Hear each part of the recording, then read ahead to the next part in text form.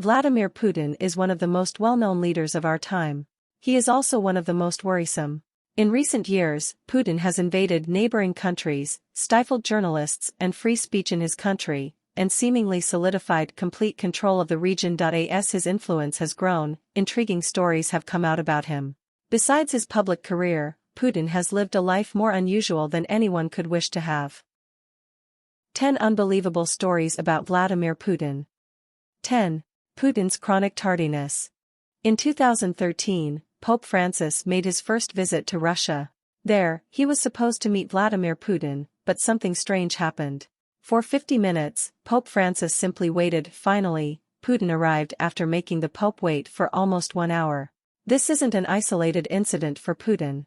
According to journalists, Putin regularly runs hours late for press meetings and other public appearances. Putin doesn't seem to care about anyone he meets, no matter how important they are. In 2012, Putin kept Secretary of State John Kerry waiting for 3 hours. In 2003, he was late for a meeting with Queen Elizabeth II. Even when it's entirely inappropriate, Putin will be tardy. Reportedly, he was 2 hours late to a meeting where the grieving parents of children killed in a plane crash were waiting for him. He has kept important officials waiting for as long as 4 hours. Such was the case with the president of Ukraine during the invasion of Crimea. While the president was waiting, Putin further snubbed him by spending much of that time talking to a biker on the street. He's not just tardy in his public life, either. According to his ex-wife, he was constantly late when they were first dating, often driving her to tears. So why does Putin behave in this manner? Some believe that he does so as a calculated form of psychological manipulation. Political commentator Dmitry Abramov explains Putin's behavior as born of a desire to demonstrate that he occupies a Tsar's place in world politics, as in the heyday of the Russian Empire. Essentially, Putin wants to give the image of being in complete control. 9. Putin might be the richest man in the world. Since Putin is the most powerful person in Russia, it stands to reason that he has a standard of living far above the average citizen. Even so, it appears that he has a personal fortune which is mind-blowing, $200 billion. That number comes from Bill Browder, a former fund manager in Russia who has become a critic of Putin. Browder claims that Putin has put together a financial empire that would make him the richest man in the world. To put this in perspective, Putin's alleged net worth is more than twice that of Bill Gates. Still, there are those who call foul.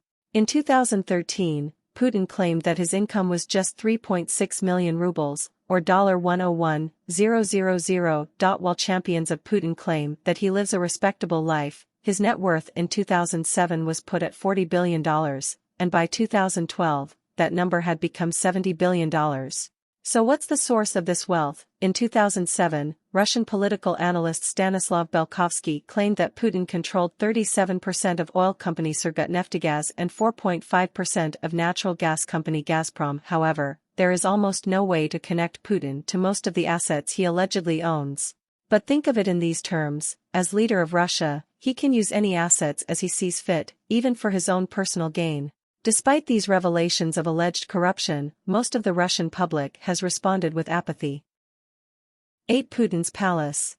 In addition to any monetary riches, another lavish secret was uncovered about Putin: his $1 billion estate on the Black Sea coast. It was originally envisioned as a modest summer home but eventually evolved into a modern-day palace. First seen by satellite, images of the palace showed an enormous marble complex with gardens, a private theater, and 3 helicopter landing pads. The question was soon asked: how was all this paid for? According to a former Putin associate, the answer is lies, deceit, and a fair amount of smoke and mirrors. Sergei Kolesnikov, who fled Russia years ago, said that Putin and his cronies put together a scheme to improve Russian hospitals. They convinced several Russian billionaires to donate to this venture and used the money to import medical equipment. Kolesnikov's company did this at a discounted price, and Putin told him to put the savings into offshore investments without telling the donors. Some of the money was used for the shipbuilding industry, but a larger portion was directed to Project South, aka Putin's palace. Kolesnikov even claimed to have been with Putin in the palace as Putin discussed security details during its construction. He never tried to justify the palace. He simply believed that it was his right to have it. Still, an elaborate mystery surrounds the estate. Officially, the Kremlin claims that it has never been involved with the construction or ownership of the palace. But documents show that Vladimir Putin head of the Department of Presidential Affairs, signed off on having the mansion built on state-owned land. If that weren't damning enough, the estate was allegedly guarded by both Kremlin security guards and private guards. However, the security company refutes that, claiming that they bought Kremlin uniforms and identity cards for their employees. 7. Putin's shadowy marriage and divorce. In 2013, Putin announced that he was divorcing Lyudmila, his wife of almost 30 years. It came as a surprise to many because few knew that he was married. Only the Russian elite and Western journalists knew any details about the union. Putin and his wife had been photographed together, but few knew who she was. There were rumors about Vladimir and Lyudmila, but none of them were good. Some said that Lyudmila had been forced into a convent. Others claimed that she had been drugged or killed. Either way, Putin's marriage was unlike any other. During his KGB days in the 1980s, Putin was described as an abuser and a philanderer. So it seems that Putin's marriage was doomed from the beginning. In 1999, when Putin was declared Boris Yeltsin's successor, Lyudmila cried because they hardly ever saw each other. The Putins have 2 children, although both of them were adults when Putin announced the divorce. It has been alleged that Putin was involved with someone else before the divorce, but Vladimir and Lyudmila mutually announced their split. Possibly the most intriguing fact about the divorce is that Russian couples must split their income 50-50 if they divorce. So is Putin going to base that split on his relatively meager salary or his billions of dollars in assets? 6. Putin drank a Ukrainian national treasure. When Putin first invaded the Ukrainian region of Crimea, there was international outrage. However, he was allowed to annex the territory and soon had complete control. This understandably angered the people of Ukraine, but what Putin did next especially infuriated them. He drank a 240-year-old bottle of wine, a national treasure in Ukraine, with disgraced former Italian Prime Minister Silvio Berlusconi. After Putin claimed control of Crimea, he went to the Mossandra winery, which claims to have the largest collection of wines in the world. There, he and Berlusconi drank a bottle of 1775 Gerys de la Frontera, which was brought to the region by Count Mikhail Vorontsov when Catherine the Great controlled the Russian Empire. While this may have seemed to be a simple diplomatic gesture between friends, the former prosecutor general of Crimea didn't take it that way. In 2014, he filed a lawsuit against Putin with estimated damages of £60,000 for the bottle. It is unknown if Ukraine's case will receive any serious attention because of the state of affairs under Putin. However, according to Ukraine's foreign minister, Berlusconi's visit to the region was against EU regulations and therefore illegal. 5. Putin may have stolen a Super Bowl ring. In 2005, New England Patriots owner Robert Kraft was visiting Russia and met Vladimir Putin. There, it was believed that he gave Putin his Super Bowl 39 ring. While this was the official story for many years, Kraft eventually decided to tell the real story about what happened to his $25,000 iconic ring. Putin stole it. While meeting with Putin, Kraft showed him the ring. Putin then took it and said, "I could kill someone with this ring." When Kraft tried to take the ring back, Putin put it in his pocket. He was surrounded by 3 KGB agents and left. The story only gets more bizarre from there. The White House then called Kraft and told him to let Putin keep the ring as a gift to keep Russia on good terms with the US.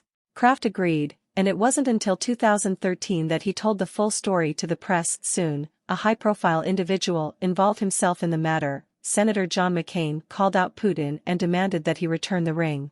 Putin denied having taken the ring but offered to replace it. 4. Putin the musician.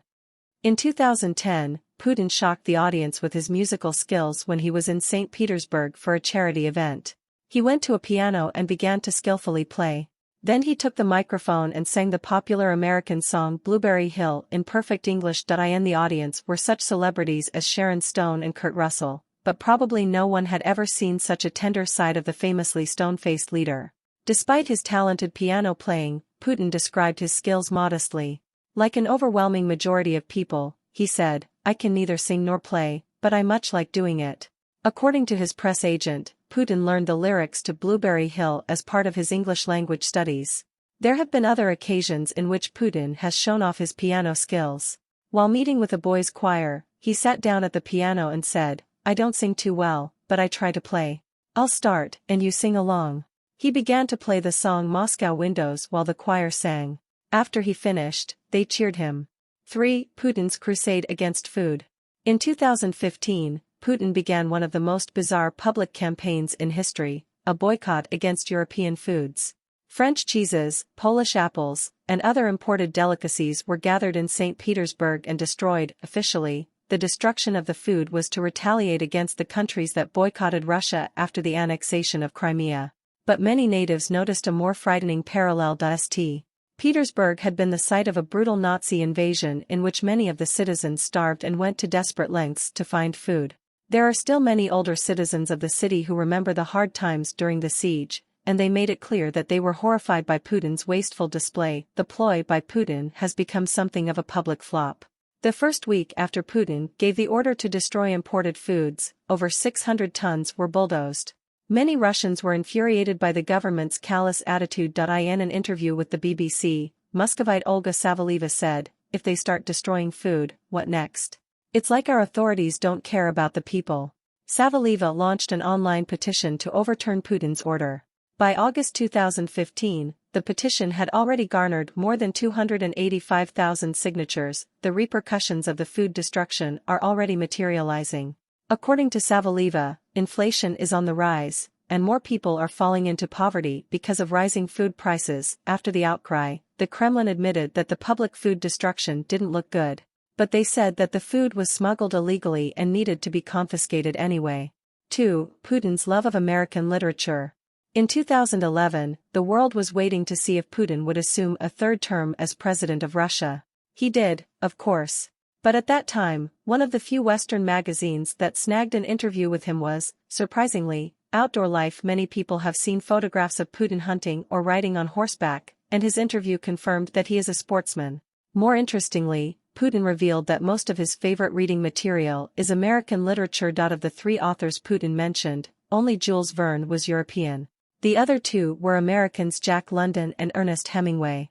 In the interview with Outdoor Life, Putin explained, "The characters depicted in their books, who are brave and resourceful people embarking on exciting adventures, definitely shaped my inner self and nourished my love for the outdoors." However, Putin said that he preferred the Hemingway novels that were not about hunting.